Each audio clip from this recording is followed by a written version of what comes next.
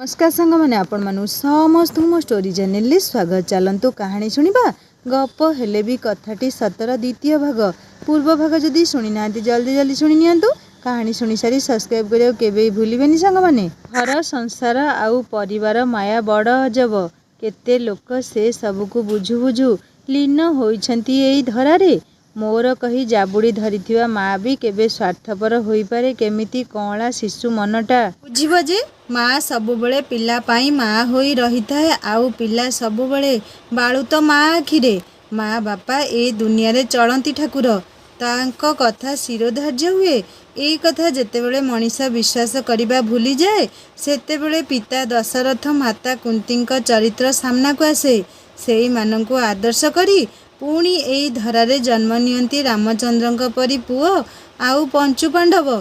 पुणी एठी सृष्टि हुए महाभारत। पुणी रामचंद्रंकु वनवास जीवाकु पड़े। माता कैकेयींक परी निज माँ जेतेबेले निज गर्भरु जन्म होइथिबा संतान मानंक भितरे पक्षपात करे मनरे क्रोध सृष्टि हुए, हिंसा सृष्टि हुए। दिने सेई क्रोध आउ हिंसा पाई माँ पुओंक संपर्क रे फाट तियारी हुए। कंची माँ आउ तार सतुरा बांकर तीनी पुओ गोटे झियो प्रदीप, सुदीप, प्रशांत आउ आरती।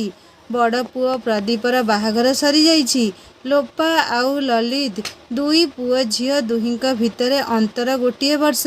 प्रदीपर स्त्री कांती आगुरु ललित आउ लोपा सांगरे गाँ रे रहुतिला। आरतीर सेतेबेले बाहाघर होई नथिला। आरतीर बाहाघरे टंका दरकार हेबो सेथिपाई प्रदीप ता परिवार को निज पाखकु नेई पारि नथिला। सहर रे 4 जण रहिले जेते खर्च सेथिरे पुणी सुदीप आउ प्रशांतकर पाठ पढ़ार दायित्व प्रदीप उपरे। प्रदीप 10म क्लास रु पाठ छाड़ी काम करिछि केवल परिवार पाई। बापा बेसी काम करि पारंतिनी। समस्तଙ୍କୁ एका सांगरे पाठ पढ़ेई घर चलेइबा कष्ट। सेथिपाई माँ पदिया को काम करिया को मना करिनी। आरतीर बाहाघर परे पदिया चाहिछि ता परिवार को निज पाखकु नेई जिबाकू। काहेकि ना खाइबा पीबा असुविधा हेबारु बारंबार देह खराब होइछि। कांती को सांगरे नेबाकू बाहारिछि। माँ सेतेबेले भाबिछि कि से जदि ता परिवार को नेई अलगा रहिबो से निश्चय सबुबेले सेमानंक आवश्यक पूरण करिबारे रहिबो। आउ मो परिवार पाई टंका आसीबो कोउठु जे? बाप घर केबे केमिति साहाଯ୍य करंती सबुबेले तो साहाଯ୍य करि परिबेनी। सबु पिलांकु समान देखिबा आउ समस्तंकर अभाव पूरण करू करू माँ केतेबेले ममतारे अंध पालटी जाइछि बुझी पारिनी। पदिया कांती को सागरे नेई जिया बेले कंची माँ निजर नाती नातुणी को जाबुड़ी धरिछि। सबु थर फेरी जिया परे आज जदि पदिया ता पिला मानकु नेई जिबाकू जिद्दी धरि बसे से कौन करिबो? ता पाखरे आउ किछि उपाय ही नहीं। से जे बहु कष्ट करुछि ललित आउ लोपाकू मनीष करी गढ़ी तोलिबाकू एहा निसंदेह। कंची माँ कबाट खोलिबाकू जिबाकू डेरी होई जाइछि। अंजीर जोर जोरे बाड़ेई बोउ बोउ डाकिछि सुदीप्त। कंची माँ कबाट खोली देखिला सुदीप्त मुंडरू झाड़ पोछिला। सुदीप्त कहिला केतेबेलू कबाट बाड़ेइलिणी कौन करुथिलु कि बोउ? कंची माँ कहला तोर कौन छुट्टी होईगला ना परीक्षा सरीगला रे? सुदीप्त कहला ना तोते कौन जना पड़ुनी मास सरीगलानी बोली टंका पाई आसीथिली हॉस्टेल आउ मिल पैसा आउ ए मासरे केईटा बही किनिबी आउ 1000 टंका अधिक दबाकू भाई को कहिबू। कंची माँ कहला से ता आसीनी आसिले कहिबी। प्रशांत को पैसा पठेइबो तते दब घर चलेइबो ता पिला मानकू देबो। से एकुटिया आउ केते देबो जे? तू कौन एमिति सबुबेले खाली पढ़ुथुबू? पढ़िबा सांगरे गोटे दिटा पिला ट्यूशन कले हुआंतानी। सुदीप कहला तो पुओ पीजी करुछि बाणी बिहार यूनिवर्सिटी रे आउ किछि दिन हेले लेक्चर हबो। तो पैसा सबु मु सेतेबेले सुझेई देबी तू जमा व्यस्त होनी। कंचीमा कहला आकाश कइया चिलिका माछ बड़ स्वप्न कौन सतरे पूरण हेबो केजाणी? सुदीप कहला राधा ए राधा आराधना आराधना ललित ललित कुआडे सब गल कि? लोपार स्कूल ना आराधना पियूसी माँ आउ दादा बापा समस्ते राधा बोली डाकंती। ललितर सेई गोटिए ना सेइथिपाई दुहे चिड़ाचिड़ी भी हुअंती। सुदीप जेते डाकिले भी सेमाने किछि उत्तर देउ नथांती। काहेकि ना कंचीमा कहिछि से न कहिबा जाए चुपचाप बसी पाठ पढ़ुथिबे। ही डाकिले किछि कहिबेनी। କଞ୍ଚିମା କହିବାରୁ ଦୁହେଁ ଦାଦାଙ୍କ ଡାକରେ ଦୌଡ଼ି ଆସିଲେ। ଦୁଇ ଜଣଙ୍କୁ କୋଳରେ ଧରି ଗେଲ କରିଦେଲେ ଦାଦା। ଆଉ ସେମାନେ ବି ଦାଦାଙ୍କୁ ଗେଲ କରିଦେଲେ। ଦାଦା ଆସିବା ବେଳେ ପିଲାମାନଙ୍କ ପାଇଁ ପାଇନାପଲ୍ ବିସ୍କୁଟ ଆଣିଥାନ୍ତି, ତା ସାଙ୍ଗରେ ଦୁହିଁଙ୍କ ପାଇଁ ପେନ୍ସିଲ୍, ରବର, ସେ ସବୁ ପାଇଁ ଦୁହିଁଙ୍କର ଖୁସି କହିଲେ ନ ସରେ। ଖରାବେଳ ମାଡ଼କୁ ପାଶୋରି ଯାଇଥିଲେ ସେତେବେଳକୁ ଦୁଇ ଜଣ। ଦାଦା ରାଧାକୁ ଧରି ଚକା ଚକା ଭଉଁରୀ ଖେଳୁ ଖେଳୁ ରାଧାର ହାତ କାଟିଲା। ସେ ଆଃ ବୋଉଲୋ ବୋଉଲୋ ହେଉଥିଲା। କ'ଣ ହେଇଛି ମୋ ମା'ର ଦେଖାଟ। ରାଧା ତା ଦାଦାକୁ ଫୁଲେଇ ହେଇ ହେଇ କାନ୍ଦି କାନ୍ଦି କହିଲା, କଞ୍ଚିମା ଆଜି ମାରିଛି ତାକୁ। ଲଲିତ ବି ଦୌଡ଼ି ଦୌଡ଼ି ଆସି ପିଠି ଦେଖଉଥିଲା, ମା ମାରିଛି ମୋତେ। ପଦିଆ ଯେ ସେତିକି ବେଳକୁ ଆସିଯିବ କିଏ ଜାଣିଥିଲା। ଦେଖା ଦେଖା ମୋ ପୁଅକୁ କିଏ ମାଇଲା। ପିଠି ନୀଳ ପଡ଼ିଯାଇଥିଲା।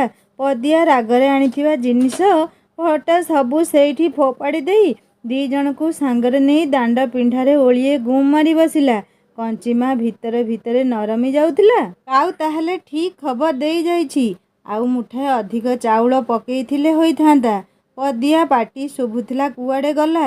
କଞ୍ଚିମା ଚୁଲି ପାଖରୁ ଉଠି ଆସି ଦେଖିଲା ମେଲାରେ ଜିନିଷ ପଟା ସବୁ ପଡ଼ିଛି, ହେଲେ ପଦିଆ କାହିଁ। ସୁଦୀପ ଚୁପ୍ ହୋଇ ବସିଛି ସେଇଠି। ତାକୁ ପଚାରିଲା, ଭାଇ ଆସିଛି। ପାଟି ଶୁଭୁଥିଲା। ସେ କିଛି ନ କହି ଚୁପ୍ ରହିଲା। ପଦିଆ ଭାରି ସାହଣିକ, ଆଉ ଯେତେବେଳେ ରାଗିବ କାହାର ନୁହଁ ସେ। କଞ୍ଚିମା ଦାଣ୍ଡ ଆଡ଼କୁ ଚାଲିଗଲା। ଏଇଠି ପାଟି ଶୁଭୁଥିଲା ତ। ପଦିଆ ତା ପିଲାଙ୍କୁ କୋଳରେ ଧରି ଗମ୍ଭୀର ହୋଇ ବସିଛି। କିଛି କହିଲାନି। କଞ୍ଚିମା ଯେତେ ଡାକିଲା, କାଲଠାର କାଲ ମା ଜାଣହି। କଞ୍ଚିମା କିଛି ନ କହି ଚାଲି ଆସିଲା। ପୁଅ ବାହା ହେଇ ସାରିଲେ ମା ପାଇଁ ପର ହୋଇଗଲା ବୋଲି ଜାଣ। ଆଉ ସେ ପୁଅ ଯେତେ ଭୁଲ କଲେ ପୁଅର ଦୋଷ ଗୁଣ କେବେ ଧରାଯାଏନି। ସବୁ ଦୋଷ ବୋହୂର। ବୋହୂ ସବୁବେଳେ ଫୁସୁରଉଛି ମୋ ପୁଅ କାନେ କାନେ। ନହେଲେ ସେ କ'ଣ ଏମିତି କରିଥାନ୍ତା କି? ସେମିତି କରିନଥାନ୍ତା। ମୁଁ ମୋ ପିଲାମାନଙ୍କୁ ସଂସ୍କାର ଦେଇଛି, ଜାଣିନି ମୋ ପୁଅ କେମିତିକା। ତାର କିଛି ଦୋଷ ନାହିଁ। ସବୁ ସେଇ କାଳି କୋତରୀର ଦୋଷ। ସେ ଯେମିତି, ମା ଦାନ୍ତୁରୀ ବି ସେମିତି। ମା ତ ଶିଖେଇ ପଚେଇ ପଠେଇଛି ମୋ ସୁନା ସଂସାରକୁ ଚୂନା କରିବାକୁ। ମନା କରୁଛି ସେ ଅଲକ୍ଷଣୀକୁ ବୋହୂ କରି ନ ଆଣିବାକୁ। ମୋ କଥା କ'ଣ ଶୁଣିଲା ସେ ଖଣ୍ଟ। ଆସୁ ସେ ଖାଲି କାମରୁ, ଜାଣିବ କେମିତିକା ବୋହୂ ବାଛି ବାଛି ଆଣିଛି। କ'ଣ ନା ପାଟିରୁ କଥା ବାହାରେନି ତାର। ମାଛିକୁ ମ ବୋଲି କହେନି। ଆଉ ଯେଉଁ ଆଜି ପୁଅକୁ ଫୁସରେଇ ପଠେଇଛି ମୋ ଘର ଭାଙ୍ଗିବାକୁ, ତୁ ସେଇ ଭଡ଼ା ଘରେ ମରନ୍ତୁ କି କାନ୍ତି। ମୋ ସଂସାର ସୁଖ ଶାନ୍ତି ରହନ୍ତା। ଏଇଥର ଗୁରୁବାରେ ଓଷାକୁ ଖାଲି ଘରକୁ ଆସେ, ମୁଁ ତୋ କଥା ବୁଝୁଛି ରହ। କଞ୍ଚିମା ରୁବି ବୋଉ ଉପରକୁ ଖାଲି ରାଇ ବେସର ଖାଇ ହେଉଥାଏ। ସୁଦୀପ ଆସି ବୋଉ ଚାରିପାଖରେ ଏପଟ ସେପଟ ହେଉଥାଏ। ବୋଉ ଭାଇକୁ କହୁନୁ ମୋ ପଇସାଟା ଆଗ ଦେଇଦବ। ବାପା ଆସିବା ସମୟ ହେଇଗଲାଣି। ସେ ଏବେ ତାଙ୍କ ହତିଆର କଥା ଧରି ବସିବେ। ଏଇଟା ଭାଙ୍ଗି ଯାଇଛି, ସେଇଟା ଘୋରି ହୋଇଯାଇଛି। କେତେ ଗୋଡ଼ ଲମ୍ବେଇବେ। ତୁ ମୋ ପାଖରୁ ଗଲୁ ଏଠୁ। ଟଙ୍କା କେଇଟା ଦଉଛି ବୋଲି କ'ଣ ମୋ ମୁଣ୍ଡ କିଣିଛି ନା କ'ଣ? ତା ମାଇକିନା ଯାହା ଫୁସେଇବ ଦବ ସେଇ କଥା। ମୁଁ ତାକୁ ଡାକୁଛି, ତାର ଏତେ ବହପ। ଗୁମ୍ ମାରି ବସିଛି ତା ଛୁଆଙ୍କୁ କୋଳରେ ଧରି। ତୁ ଏତେ ବଡ଼ ପାଟିରେ କହନି ଆଉ। ଭାଇ ଯଦି ଶୁଣିଦବ ସବୁ ସରିଲା। ଶୁଣୁ, ସେ ମୋତେ କ'ଣ ଫାଣ୍ଡିକି ନବ? ମୁଁ ଚୋରି କରିଛି ନା ମଣିଷ ମାରିଛି ରେ? ତା ଛୁଆଙ୍କ ପଛେ ପଛେ ଗୋଡ଼େଇ ଗୋଡ଼େଇ ମୋ ଜୀବନ ଯାଉଛି। ଯୋଉ ଝିଲିକାଲିଆ କରୁଛନ୍ତି ମୋତେ, ସେ ଛୁଆ କହିଲେ ନ ସରେ। ଏଇ ଯାଉନି ତା ଛୁଆକୁ। ମୋର ଟଙ୍କା କ'ଣ ହେବ ନା ସଉଦାପତ୍ର କ'ଣ ହେବ? ତାରି ଛୁଆଙ୍କ ପିଛେ ସବୁ ଯାଉଛି। ବାପା ଯାହା 2 ଟଙ୍କା ରୋଜଗାର କରୁଛନ୍ତି ସିଏ ବି ଯାଉଛି। ବୋଉ, ଯାହା ଜଣା ପଡ଼ିଲାଣି ତୁ ମୋ ଭେଳା ବୁଡ଼େଇବୁ ଆଜି। ଯା ଏଠୁ। କାହିଁକି ଗୋଳେଇ ପୋଳେଇ ହେଉଛୁ କହିଲୁ? ତୁମରି ମାନଙ୍କ ପାଇଁ ତା ମାଇକିନା ମୋ ଉପରେ ଗରଗର। ନହେଲେ ମୁଁ କ'ଣ ବସି ଖାଉଛି ନା କ'ଣ? ହକ ଖଟୁଛି ଖାଉଛି। ମୋତେ କିଏ ପୋଷୁଛି କି ମୁଁ କାହାକୁ ଡରିବି? ସେ ନ ଦେଉ ଟଙ୍କା। ତୁ ଟ୍ୟୁସନ୍ କରି ପାଠ ପଢ଼ୁନୁ। କେତେ ପିଲା ଟ୍ୟୁସନ୍ କରି ପାଠ ପଢ଼ୁଛନ୍ତି। କାନ୍ଧରେ ପଡ଼ିଲେ ଆପେ ବଜେଇ ଶିଖିବୁ। ବେଶୀ ହେଉଛି, ଯା ଏଠୁ। ସୁଦୀପ ବୋଉର ଏ ବିଶ୍ୱରୂପ ଦେଖି ତା ଶୋଇବା ଘରକୁ ଚାଲିଗଲା। ପଦିଆ ମନେ ମନେ ଭାବୁଥାଏ, ବୋଉ କାନ୍ତି ଉପରେ ଗରଗର ହେଉଛି ମୋତେ ଜଣା ଅଛି। ତାକୁ ଏମିତି ହଇରାଣ କଲୁ ଯେ ସେ ସବୁଦିନ ରାତିରେ ଖାଲି କାନ୍ଦିଲା। ମୁଁ ବାଧ୍ୟ ହେଲି ତାକୁ ପାଖକୁ ନେବାକୁ। ଏବେ ତା ଛୁଆଙ୍କ ଉପରେ ତୁ ରାଗ ସାରୁଛୁ? ତୋ ପ୍ରକୃତି ଏମିତି, ମୁଁ ତ ପୁଅଟି। ହଉ ଛାଡ଼, ଏଥରକ ଗଲା, ଆଉ ଗୋଟିଏ ବର୍ଷ ଅପେକ୍ଷା କରିବି। ଏ ବର୍ଷ ପରୀକ୍ଷା ସରିଲେ ତୁ ଆଉ ମୋ ପିଲାଙ୍କୁ ତା ମାଠୁ ଅଲଗା କରିପାରିବୁନି। ତୋ ପାଖରୁ ଏ ରାଗ ହିଂସା କଥାବାର୍ତ୍ତା ମୋ ପିଲା ଶିଖିବେନି। ରାଧା ଆଉ ଲଲିତକୁ ଖେଳିବାକୁ ଛାଡ଼ି ଦେଇ ନିଜେ ଘର ଭିତରକୁ ଗଲା। ବୋଉ, ଏ ଜିନିଷପଟା ସବୁ ଏମିତି ପଡ଼ିଛି, ଏଗୁଡ଼ାକୁ ସଜାଡ଼ିନୁ। ଏତିକି କହି ନିଜେ ସବୁ ସଜାଡ଼ି ରଖି ଗାଁ ଦାଣ୍ଡକୁ ବୁଲିବାକୁ ଚାଲିଗଲା। ଜହ୍ନ ରାତି। ଠାକୁର ବାରଣ୍ଡାରେ ଲୋକମାନେ ତାସ୍ ଖେଳୁଥିଲେ। ସେଇ ଠାକୁର ଦାଣ୍ଡରେ ରାଧା ଆଉ ଲଲିତ ଖେଳୁଥାନ୍ତି। ପଡ଼ୋଶୀ ଘର ସରିତା, ମୁନି, ରିଙ୍କୁ, ରାମ ସମସ୍ତେ ସେଇଠି। ମନ୍ଦିରରେ ଆରତି ହେଲା। ପିଲାମାନେ ଖେଳ ଭାଙ୍ଗି ଟିୱେଲରୁ ଧୋଇ ହେଇ ଆସି ଆରତିରେ ଯୋଗ ଦେଲେ। ପୂଜା ପରେ ମିଠେଇ ଦାନା ଭୋଗ ଧରି ଖାଇ ବସିଲେ। ତାସ୍ ଖେଳରେ ପାଟିତୁଣ୍ଡ ବଢ଼ି ଚାଲିଥାଏ। ରାଧା ଆଉ ଲଲିତ ଭୋଗ ଖାଇ ଘରକୁ ଯିବା କଥା, ହେଲେ ଆଜି ବାପା ଅଛନ୍ତି। କଞ୍ଚିମାକୁ ଆଉ ଡର ନାହିଁ। ରାଧା ଗୋବିନ୍ଦ ମନ୍ଦିରରେ ସଞ୍ଜ ଗଡ଼ିଗଲା ପରେ ଭାଗବତ ପାଠ ହୁଏ। ଗାଁରୁ କେତେଜଣ ବୁଢ଼ାବୁଢ଼ୀ ଭାଗବତ ଶୁଣିବାକୁ ସବୁଦିନ ଆସନ୍ତି। ସେଦିନ ସତୁରା ବା ବୋଧହୁଏ ବାପାଙ୍କୁ ଖୋଜି ଖୋଜି ଆସିଥିଲା। ବା ଭାଗବତ ଶୁଣିବା ବେଳେ ଲଳିତ ରାଧା ଅଧେ ଅଧେ ଶୁଣି ବାହାରକୁ ଖେଳିବାକୁ ଚାଲି ଆସୁଥାନ୍ତି, ପୁଣି ଭିତରକୁ ପଶି ଯାଉଥାନ୍ତି। ଆଜି ଦାଣ୍ଡରେ ଯିଏ ଅଧିକ ସମୟ ରହିବ, ତାଙ୍କ ସାଙ୍ଗରେ ସେମାନେ ରହିବେ। ବାହାରେ ରାଧାକୁ ସରିତା ଆଉ ମୁନି ଖାଲି ଡାକ ଛାଡ଼ୁଥାନ୍ତି, ତୁ ଯଦି ନ ଆସିବୁ ଆମେ ଯାଉଛୁ, ଆମ ଘରେ ଖୋଜିବେଣି ଆମକୁ। ତାସ୍ ଖେଳ ଭାଙ୍ଗିଲା। ପଦିଆ ଲଳିତକୁ ଡାକିଲା। ରାଧା ବି ତା ପଛେ ପଛେ ଆସିଲା। ବାଟ ସାରା ପଦିଆ ବିଭିନ୍ନ ପ୍ରଶ୍ନ ପଚାରୁଥାଏ ଦୁହିଁଙ୍କୁ। ସେମାନେ କିଛି କହୁଥାନ୍ତି, ଆଉ କିଛି କହିପାରୁନଥାନ୍ତି। ପଦିଆ ବୁଝେଇ ସୁଝେଇ ଉତ୍ତର ଦେଉଥାଏ। ଘରେ ପହଞ୍ଚିବା ବେଳକୁ ରୋଷେଇ ସରିଲାଣି। କଞ୍ଚିମା ଖାଇବାକୁ ବାଢ଼ିଲା। ଦି ଜଣ ଏକା ସ୍ୱର ଲଗେଇ କହୁଥାନ୍ତି, ଆମେ ଆଜି ବାପାଙ୍କ ସାଙ୍ଗରେ ଖାଇବୁ। ତୁମେମାନେ ଖାଇଦିଅ, ମୁଁ ପଛରେ ଖାଇବି। କଞ୍ଚିମା ଖାଇବା ବାଢ଼ିଲା। କୋଉ ମାଛ ଝୋଳ କରିଛି, ଜମା ରାଗ କରିନି। ଏବେ ନ ଖାଇ ଶୋଇପଡ଼ିଲେ ନିଦରେ ଆଉ ମାଛ ଖାଇପାରିବନି। ହଉ ହଉ, ଆମକୁ ଖାଇବାକୁ ଦିଅ, ହେଲେ ଆମ ସାଙ୍ଗରେ ବାପା ଖାଇବେ। ପିଲା ଝଗଡ଼ାର ଅର୍ଥ ନ ବୁଝିଲେ ବି ଏମିତି ବୁଝୁଥାନ୍ତି। କଞ୍ଚିମା ଆଜି ବାପାଙ୍କୁ ଗାଳି ଦେଇଛି। ବାପା ଯଦି ନ ଖାଇକି ଉପାସ ରହିବେ, ସେଥିପାଇଁ ଏମିତି ନାରା ଲାଗିଛି। ଏସବୁ ରାଧାର କାରନାମା। ଲଳିତକୁ କହିଛି ଏମିତି କରିବାକୁ। ପଦିଆ ଖାଇ ବସିବା ଆଗରୁ ପଚାରିଲା, ସୁଦୀପ ଖାଇବନି? ହଁ, ସେ କ'ଣ କରୁଛି, ଆଉ ଟିକେ ପରେ ଖାଇବ। ପଦିଆ ନିଜ ପିଲାଙ୍କ ସହ ଖାଇ ବସିଲା। ମଝିରେ ମଝିରେ ମାଛରୁ କଣ୍ଟା ବାହାର କରି ଖୁଆଇ ଦେଉଥାଏ ତା ଛୁଆ ଦି ଜଣଙ୍କୁ। ଲଳିତ ଆଉ ରାଧା ବହୁତ ଖୁସି ହେଉଥାନ୍ତି। କାନ୍ତି କଥା ମନେ ପଡ଼ିବାରୁ ଆଖି ଛଳ ଛଳ ହୋଇଗଲା। ବାପା, ତରକାରୀ ବହୁତ ରାଗ ହେଇଛି ନା? ପଦିଆ ମୁଣ୍ଡ ଟୁଙ୍ଗାରିଲା। ଲଳିତ କହୁଥାଏ, ଏ କଞ୍ଚିମାକୁ ଯେତେ ମନା କଲେ ବି ଲଙ୍କାଟାଏ ବାଟିବ ହିଁ ବାଟିବ। କାଲି ବାଆକୁ କହିବି, ସବୁ ଲଙ୍କା ନେଇ କାଜୁ ବାରିରେ ଗଛ ଲଗେଇ ଦେବ। ଆଉ ଲଙ୍କା ଥିବ ନା ତୁ ବାଟିବୁ? ବାପା, ତୁମେ ଆଉ ଲଙ୍କା ଘରକୁ ଆଣିବନି କହୁଛି। ଦିଆ ମୁଣ୍ଡ ଟୁଙ୍ଗାରି ବାଁ ହାତରେ ଆଖିରୁ ଲୁହ ପୋଛୁଥାଏ। କେତେଥର କହିଛି, ବାପା, ତୁମେ ଆସିଲା ବେଳେ କିଛି ଆଣିବନି। ମୋ ଶାଶୁଙ୍କୁ ତୁମେ ଆଣିଥିବା ଜିନିଷ ଫୁଟପାତ୍ ଜିନିଷ ପରି ଲାଗେ। ସେ ଦେଖୁ ଦେଖୁ ତାଙ୍କ ଦେହ କ'ଣ ହୋଇଯାଏ। ସେ ମୋ ଆଖି ସାମ୍ନାରେ ଫିଙ୍ଗା ଫୋପଡ଼ା କରନ୍ତି। ହେଲେ ମା, ଝିଅ ଘରକୁ କ'ଣ ବାପା ଖାଲି ହାତରେ ଆସେ?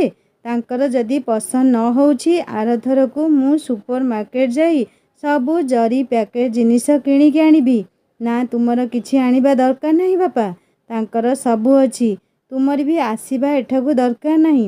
ତୁମେ ଆସିଲେ ପାଣି ଗ୍ଲାସ ସୁଦ୍ଧା ଆମ ଘରେ ପିଇବନି କି କେହି ତୁମକୁ ଯାଚିବେନି ଖାଅ ବୋଲି। କାହିଁ ଓଡ଼ିଶା, କାହିଁ କୋଲକାତା, ଏତେ ଦୂର ଝିଅ ଘରକୁ ଆସି ଉପାସ ଯିବ ସେମିତି? ମୋତେ କେମିତି ଭଲ ଲାଗିବ କୁହ ତ? ସବୁଠୁ ଭଲ ହେବ ତୁମେ ମୋତେ କେବେ ଦେଖିବାକୁ ହିଁ ଆସିବନି। ତୁ ଏ କେମିତି କଥା କହୁଛୁ ଝୁଅ? ତୋତେ ତୋ ଶାଶୁଘର ଲୋକ ଆମ ଘରକୁ ପଠେଇବେନି। କହିବେ ସୋନୁ ଚଳିପାରିବନି ସେ ପଚରା ଜାଗାରେ। ମୁଁ ଆସିବିନି, ବୋଉ ଆସିବନି। ବୋଉକୁ ତୋ ଘରେ କାହା ସାଙ୍ଗରେ କଥା କହି ଆସିବନି। ତୁମ ଘରେ ସେ ଘଣ୍ଟାଏ ସୁଦ୍ଧା ଚଳିପାରେନି, ଅଣନିଶ୍ୱାସୀ ହୋଇଯାଏ। ଲଳିତ ତ ଯାହା କରିଛି ତୁ ସବୁ ଜାଣୁ। ଆମେ ବାପା ମା ଦିଟା କି ପାପ କରିଥିଲୁ ଯେ ତୁମେମାନେ ଆମକୁ ଏମିତି ଦଣ୍ଡ ଦେଉଛ? ସମୁଦି, ଡ୍ରାଇଭର ହର୍ନ ମାରିଲାଣି, କ'ଣ ଗପୁଛ ରାଧା ସାଙ୍ଗରେ? ଟ୍ରେନ୍ ଟାଇମ୍ ହୋଇଯାଉଛି। ନ ଯିବ ଯଦି ରହିଯାଅ। ପୁଅ ଆଉ ଥରେ ଟିକେଟ୍ କାଟିଦେବ। ଟିକେଟ୍ କରିବାକୁ କ'ଣ କଷ୍ଟ ପଡ଼ୁଛି କି? ହଁ ସମୁଦୁଣୀ, ଏଇ ନାତି ଟୋକାଟା ଟିକିଏ ଛାଡ଼ୁନି ତ। ବାବା ସୋନୁ, ଯା ଗଲୁ ଗଲୁ, ମାମା ପାଖକୁ ମୋର ଟ୍ରେନ୍ ଟାଇମ୍ ଯାଉଛି। ତୋ ବୁଢ଼ୀମା ହାଲ୍ଲା ପକେଇଲେଣି, ହାଲ୍ଲା ପକେଇଲେଣି। ସୋନୁ ବର୍ଷକର ପିଲା, ହାଲ୍ଲା କହି ମୁହଁ ହଲେଇବାରୁ ସେ କିରିକିରି ହୋଇ ହସୁଥାଏ। ତାକୁ ଟିକେ ଦେଖିବାକୁ ମନ ଛଟପଟ ହେଲା ବୋଲି ପ୍ରଦୀପ ଚାଲି ଆସିଛନ୍ତି ରାଧା ଘରକୁ। ହେଲେ ନିଜ ଶାଶୁ ଘରେ ଆରାଧନାର ବାପଘର ଲୋକଙ୍କୁ କେହି ପଚାରନ୍ତିନି। ଶାଶୁ ଖାଲି ରକ୍ତ ଚାଉଳ ଚୋବେଇ ହେଲା ପରି ହେଉଥିବେ। ବାପା ଘଣ୍ଟାରୁ ଅଧିକା ରୁହନ୍ତିନି, କିଛି ଖାଆନ୍ତିନି ରାଧା ଶାଶୁ ଘରେ। ରାଧା ବେଡ୍ରୁମ୍ର ଝରକା ପଟେ ବାପାଙ୍କୁ ଚାହିଁ ରହିଥାଏ। ଗାଡ଼ିରେ ବସି ବାପା ପଛକୁ ଚାହିଁଲେ କେହି ନଥିଲେ। କେହି ତାଙ୍କୁ ଗାଡ଼ି ଯାକେ ବି ଛାଡ଼ିବାକୁ ଯାଇ ନଥିଲେ। ମୋ ବେଡ୍ରୁମ୍ର ଝରକାକୁ ବାପା ଆଖି ବୁଲେଇଲେ। ମୁଁ ହାତ ବଢ଼େଇଥିଲି, ବାପା ରହିଯାଅ। ବାପା କୃତ୍ରିମ ହସଟିଏ ହସିଦେଇ ହାତ ହଲେଇ ଧଡ଼କିନା ଡୋର୍ ପକେଇଦେଲେ। ମୋ ଆଖି ପାଉଥିବା ଯାଏ ମୁଁ ଗାଡ଼ିକୁ ସେମିତି ଚାହିଁ ରହିଥାଏ। ଝରକା ପାଖକୁ ଦୌଡ଼ି ଆସି ବେଡ୍ ଉପରେ ଶୋଇଲି ପୁଅକୁ କ୍ଷୀର ଦେବା ବାହାନାରେ। ମୋ ବାପା ଏବେ ଗାଡ଼ିରେ ବସି କାନ୍ଦୁଥିବେ ମୁଁ ଜାଣେ। ଷ୍ଟେସନ୍ ହବା ଯାଏଁ ସେମିତି କାନ୍ଦିବେ। ଷ୍ଟେସନରେ କିଛି ସମୟ ବସିବା ପରେ ନିଜକୁ ଏକା ବହୁତ ବୁଝେଇବେ। ଖିନିଭିନି ହୋଇ କାନ୍ଦି ସାରିବା ପରେ ଯାଇ ମୋତେ କଲ୍ କରିବେ। ରାଧା ଝୁଅ, ମୁଁ ଷ୍ଟେସନରେ ପହଞ୍ଚିଲି, ତୁ ବ୍ୟସ୍ତ ହେବୁନୁ ମା। ଗାଡ଼ିରେ ବସିଲେ ମୁଁ କଲ୍ କରିବି। ମୁଁ ଆସିବା ପରେ ସୋନୁ କାନ୍ଦୁଥିଲା, ମୋତେ ଖୋଜୁଥିଲା କି? ମୁଁ ମିଛରେ ହଁ କହିବି। ହଁ, ତୁମେ ଗଲା ପରେ ବହୁତ ସମୟ ରାହ ଧରି କାନ୍ଦିଲା, ଇଆଡ଼େ ସିଆଡ଼େ ଚାହିଁ ତମକୁ ଖୋଜୁଥିଲା। ଅସଲ କଥା ହେଲା ବାପାଙ୍କର ବହୁତ ଇଚ୍ଛା ସୋନୁ ସାଙ୍ଗରେ ସମୟ ବିତେଇବାକୁ। ଶାଶୁ ଶ୍ୱଶୁର କିନ୍ତୁ ଦିନଟିଏ ଛାଡ଼ିବେନି। ତୁମେ ଗଲା ପରେ ସୋନୁ ନୁହଁ, ତୁମର ଏ ଅଭାଗିନୀ ଝିଅ କାନ୍ଦୁଛି ବାପା। ତୁମେ ଦେଇଥିବା ସଂସ୍କାର ପାଇଁ ମୁଁ ଆଜି ଏମିତି କାନ୍ଦୁଛି। ନହେଲେ ତୁମେ ମୋ ଆଖି ସାମ୍ନାରେ ଆମ ଘରୁ ଗଲ, ମୁଁ ଏରୁଣ୍ଡି ବନ୍ଧ ଯାଏଁ ବି ତୁମ ପଛେ ପଛେ ଯାଇପାରିଲିନି। ଶାଶୁ ଶ୍ୱଶୁର ତାଚ୍ଛଲ୍ୟ କରି କହିବେ, ବୋପା ଯେମିତି ଛେନା ଶର୍କରା ଆଣି ଆଇଥିଲା ଝିଅକୁ ଦେଖିବାକୁ, ଆଉ ଏରୁଣ୍ଡି ଯାଏଁ କାହିଁ ଗୋଡ଼େଇ ଯାଉଛୁ ବୋପା ପଛରେ ମ? ଏତେ ଯଦି ବୋପା ସୁଆଙ୍ଗ, ସବୁଦିନ ପାଇଁ ଚାଲି ଯାଉନୁ ବୋପା ଘରକୁ। ବୋପା ଭାରି ପୋଷିଲା ବାଲାଟା ତ, ସେଇଥିପାଇଁ ମୁଁ ଯାଏନି ବାପା। ମୋତେ ଭୁଲ ବୁଝିବନି। ତୁମେ ଘରେ ପହଞ୍ଚିବା ଯାଏଁ କିନ୍ତୁ ମୋ ମନ ତମରି ପାଖରେ ଲାଖି ରହିଥିବ। 2 ଦିନ ଯାଏଁ ମୋ ପେଟକୁ ଦାନା ଯାଏନି, ସେଇ କଥା ମୋ ମନକୁ ସବୁବେଳେ କଷ୍ଟ ଦେଉଥିବ ତୁମେ ଉପାସେ ଗଲ ବୋଲି। ମୋ ଶାଶୁ ଶ୍ୱଶୁର ତୁମକୁ ଟାଣ ଟାଣ କଥା କହିଲେ ମୋ ଦେହରେ ଛୁଞ୍ଚି ପରି ଗଳିଯାଏ। ତୁମେ କେମିତି ଚୁପ୍ ରୁହ, କୁହ ବାପା। ଖାଲି କହିବ, ତୁ ସେମାନଙ୍କ କଥା ଧରିବୁନି ଝିଅ। ଘର ଲୋକ ସେମିତି କୁହନ୍ତି। କାହିଁ ଝିଅ ଜନ୍ମ କରିଛ ବୋଲି କ'ଣ ପାପ କରିଛ? ଏମିତି କଥା ଶୁଣିବ ସବୁବେଳେ। ବାହାର ଜିନିଷ ଖାଇଲେ ତୁମ ପେଟ ଗ୍ୟାସ୍ ହୋଇଯାଏ। ତୁମ କଥା ମୋର ସବୁବେଳେ ମନେ ପଡ଼େ ବାପା। ବେଳେ ବେଳେ ମୁଁ ତୁମ ଉପରେ ରାଗେ ମଧ୍ୟ। ସବୁ ଟଙ୍କା କଞ୍ଚି ମା'କୁ ଦେଲ, ଦାଦାମାନଙ୍କୁ ଦେଲ। ମୋ ପାଠପଢ଼ା ବେଳକୁ ଆଉ ଟଙ୍କା ନାହିଁ କହିଲ। ତୁମ ପାଖରେ ଟଙ୍କା ଥିଲା ବାପା, ହେଲେ ମୋ ପାଠପଢ଼ା ପାଇଁ ନଥିଲା, ଥିଲା ମୋ ବାହାଘର ପାଇଁ। ମୋ ବାହାଘରେ ଏତେ ଟଙ୍କା ଖର୍ଚ୍ଚ କରିକି କି ଲାଭ ପାଇଲ ତୁମେ? ତୁମ ଝିଅ ଆଖିରୁ ଲୁହକୁ କିଣିବାକୁ ଏତେ କଷ୍ଟ କରି ଟଙ୍କା ସଞ୍ଚୟ କରୁଥିଲ। ବାହାରେ ପାନ ଖଣ୍ଡେ ଖାଅନି, ସ୍କୁଟର ଖଣ୍ଡେ କିଣିଲନି। ଯେତେ କହିଲେ କହିବ, ମୋର ସାଇକେଲ ଅଛି। ସ୍କୁଟର କିଣିଲେ ତେଲ ପାଇଁ ସବୁବେଳେ ଟଙ୍କା ଦରକାର ହେବ। ତୁମେ ମୋ ପାଇଁ ହିରୋ ବାପା। ମୁଁ ତୁମର ସେଇ କୋଇଲା ଲଗା କଳା ସାଇକେଲରେ ପୁରା ପାରାଦୀପ ବନ୍ଦର ବୁଲିଛି। ଦାଦା ସିନା ପ୍ରାଇଭେଟ୍ କଲେଜ ଲେକ୍ଚର ଥିଲେ ବୋଲି ତୁମ 10ମ ଶ୍ରେଣୀ ପାଠକୁ ଖାତିର କରୁନଥିଲେ। ତୁମେ କିନ୍ତୁ ତାଙ୍କୁ ପୋଷୁଥିଲ, ତାଙ୍କ ପରିବାରକୁ ପୋଷୁଥିଲ। ତୁମେ ତ 10ମ ଶ୍ରେଣୀ ପଢ଼ିକି ବି ଇଞ୍ଜିନିୟର ହେଲ, ଗଭର୍ଣ୍ଣମେଣ୍ଟ ଚାକିରି କଲ, ହେଲେ କେବେ ଭଲ ହଳେ ଜୋତା ପିନ୍ଧିଲନି କି ହଳେ ଭଲ ସାର୍ଟ ବି ପିନ୍ଧିଲନି। ଭାଇ ସବୁ ଟଙ୍କା ବର୍ବାଦ କଲା। ତାକୁ ପାଠ ପଢ଼ିବାକୁ ଟଙ୍କା ଦେଇ ଦେଇ ସବୁଠୁ ସେ ଫେରିଲା। ହେଲେ ମୋର ତ ପାଠ ହଉଥିଲା, ମୋତେ ଟଙ୍କା ଦେଲେନି ପଢ଼ିବାକୁ। ମୁଁ ତ ତୁମ ଦୁଃଖ ବୁଝୁଥିଲି, ତୁମ କଷ୍ଟକୁ ଅନୁଭବ କରୁଥିଲି। ମୋତେ କିଛି ଦେଇନ ବୋଲି କହିବିନି। ତୁମେ ତ ମୋତେ ଏତେ ଭଲ ପାଅ ଯେ ମୁଁ ଦୁଃଖ କ'ଣ ବୁଝୁନଥିଲି। ମୋ ଆଖିରୁ କେବେ ଟୋପେ ଲୁହ ଝରି ନଥିଲା।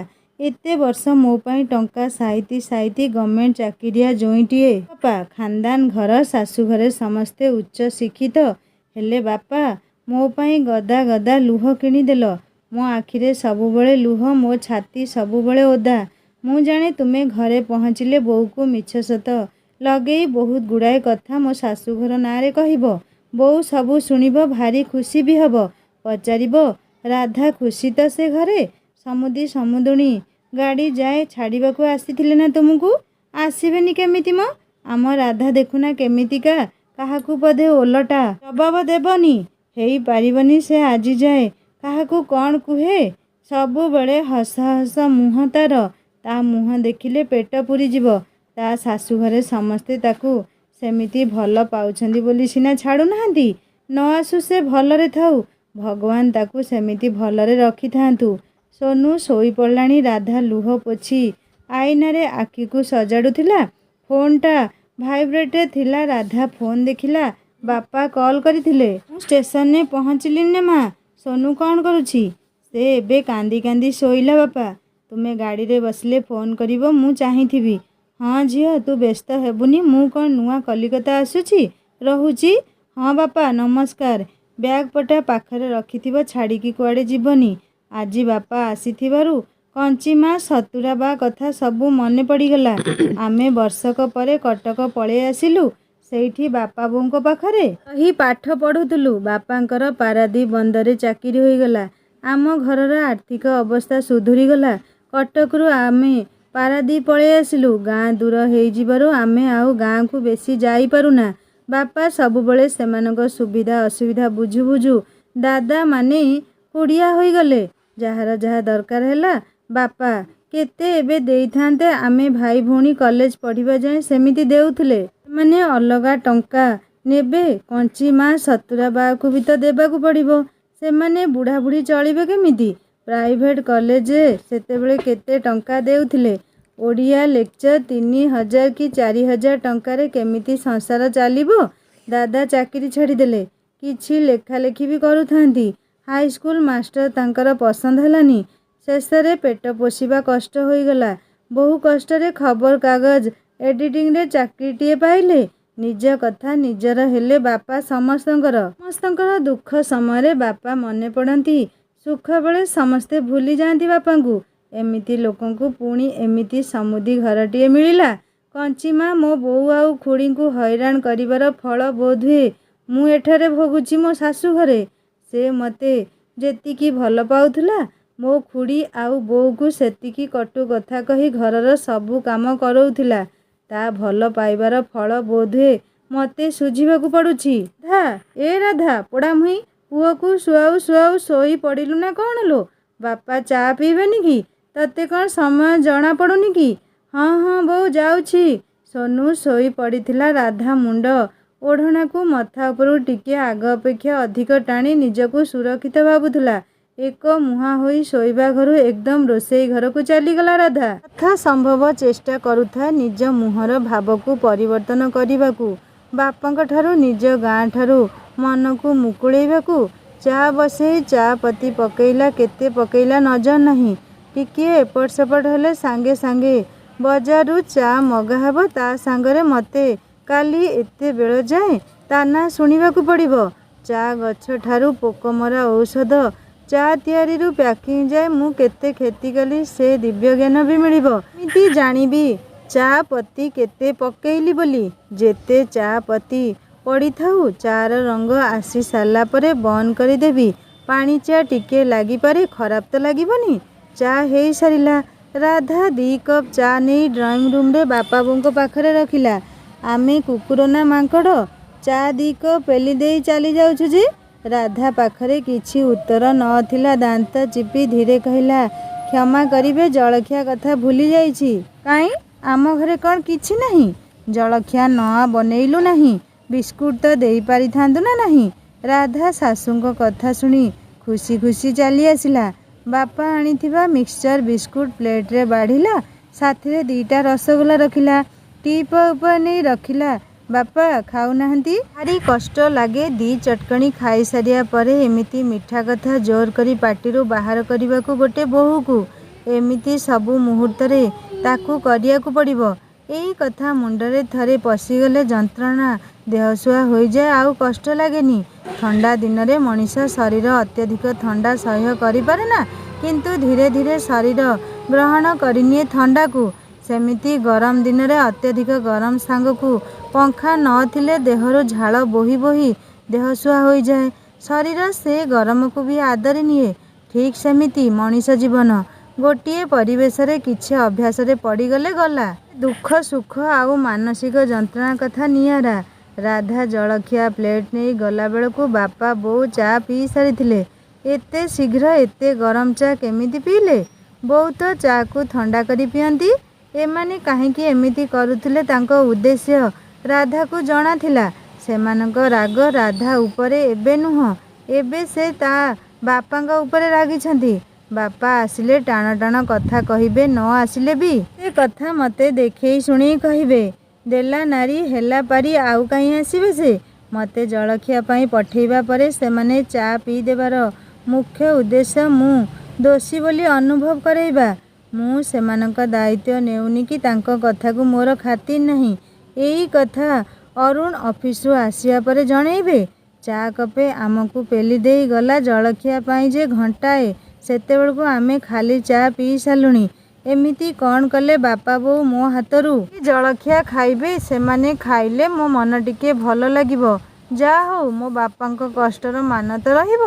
ରାଧା ଶାଶୁ ଶ୍ୱଶୁରଙ୍କ ପାଖରେ ପ୍ଲେଟ୍ ରଖି ଖାଇବାକୁ କହି ସେମିତି ଗୋଡ଼ ଭାଙ୍ଗି ଠିଆ ହୋଇଥାଏ। ଶାଶୁ ଶ୍ୱଶୁର କିନ୍ତୁ ତାଙ୍କ ଟିଭି ସିରିଏଲରେ ବ୍ୟସ୍ତ ଥାନ୍ତି।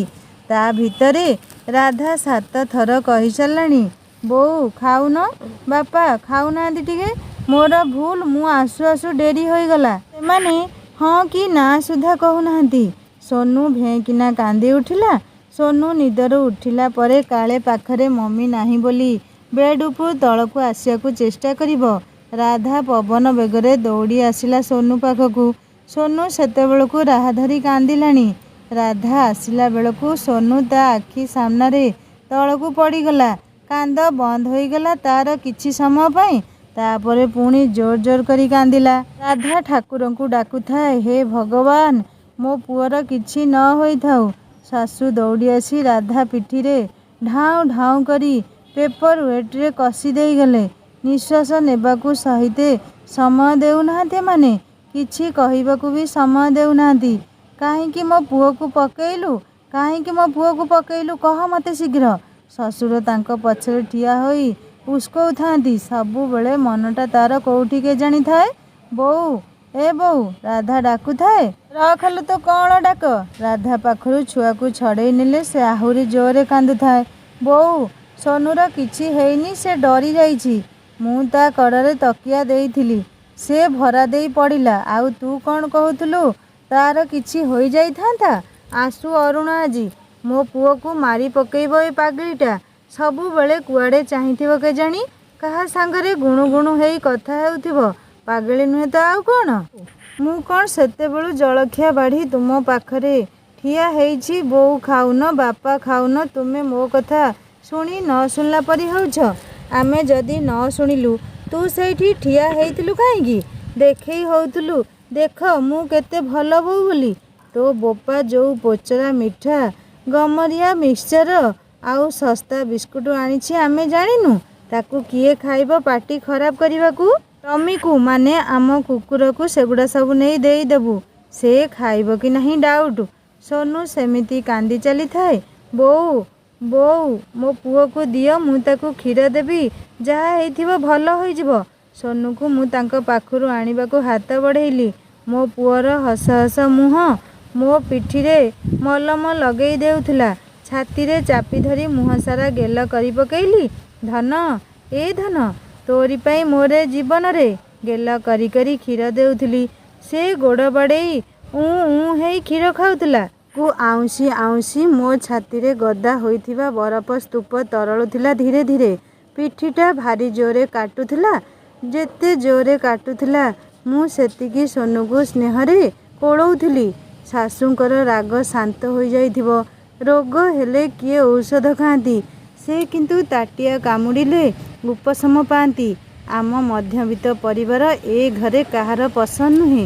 ମୋ ବାପା ଅଧା ପାଠୁଆ ମେଟ୍ରିକ୍। ବୋଉ ଲକ୍ଷ୍ମୀ ପୁରାଣ ଆଉ ଭାଗବତ 2 ଧାଡ଼ି ପଢ଼ି ଶିଖିଛି। ଆଉ ମୋ ବାପାଙ୍କ ଫିଟର କାମ ଏମାନଙ୍କର ପସନ୍ଦ ନୁହେଁ। ସବୁବେଳେ କହିବେ चतुर्थ श्रेणी कर्मचारी झील तू तोर बुद्धि आउ केते हेबो। भारी कष्ट लगे यही पदटी मते छाती रे किए जेमिति सहेतर खंडा पुरेई बाहर करी आनुची। लुहरे नुहे रक्त स्नान कला परी छाती ओदा हो जाए मोर। आजी बापांका राग सुझेइबाकू सोनू बाहाना तांकू मिलिगला। से भी गोटे झील जन्म करिसेंती। केमिति बोहूकू मारिबाकू तांका हाथ जाए केजाणी। पिला दिने कंचीमा जहा शासन करिबाकू मारिथिला गाँ रे थिला बेल जाए बड़ हेबा परे बापा की बोऊ की भाई केबे टीप छुईबा तो दूरर कथा टाण की पदे कुहंतिनी मते। आउ एबे जे एमिति शिक्षित परिवार होई सतरे बोहूकू पिटुछंती किए विश्वास करिबो। ये तो गला राति की आहुरी बाकी अछि मोर। शारीरिक आउ मानसिक जंत्रणा अरुण आसिले सासू जहा फुसफुस होई मिछ सत कहिबे से ही बेदर गार पुओ पाई हे जीवो। कथारे अछि बाप खाइले ताळ पुओ उपरे पड़े काळ। कंची माँ तार बोहू मानकू एमिति हिनस्ता करुथुला बोली तार नातुणी राधा सासू घरे केते गंजणा साहुची। कहानी केमिति लागिला मते कमेंट करी जणैबे। आउ जदि भल लागि थाए सब्सक्राइब करी बेल आइकन निश्चय दबाई देबे। लाइक टे करिवे हाई भी करिवे सांगमान सहित शेयर करिवे। सबु दिन कहानी आनी पारुनी सांगमाने सेथिपाई मते क्षमा करिवे। कौन करिबी खिबा भॉइस दबा ता सहित पुणी अपलोड करिबा। देह टिके असुस्थ तो सेथिपाई प्रत्येक दिन कहानी आनी पारुनी रहुची। देखा हबा नेक्स्ट पार्ट रे। नमस्कार जय जगन्नाथ।